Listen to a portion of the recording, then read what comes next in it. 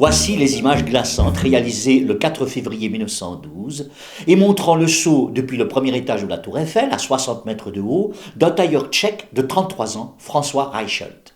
Celui-ci avait convoqué la presse pour assister à ce qu'il croyait être un exploit et qui s'avéra à l'arrivée un suicide public et spectaculaire.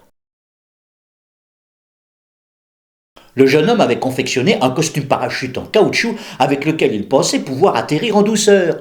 Des expériences avec des mannequins n'avaient pas été concluantes et les spécialistes restaient dubitatifs.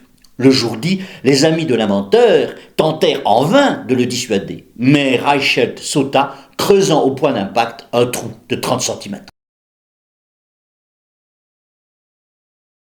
Le principe freinant du parachute était cependant déjà bien connu. C'est un certain Garmerin qui, en 1797, avait réussi le premier saut depuis un ballon à 900 mètres de haut au-dessus de Paris, avec un dispositif mis au point par Louis-Sébastien Lenormand, véritable inventeur du parachute. Il fallut cependant attendre l'essor de l'aviation pour voir le parachute non seulement devenir nécessaire, mais se perfectionner, sauvant la vie au premier pilote de 14-18, dont Hermann Göring.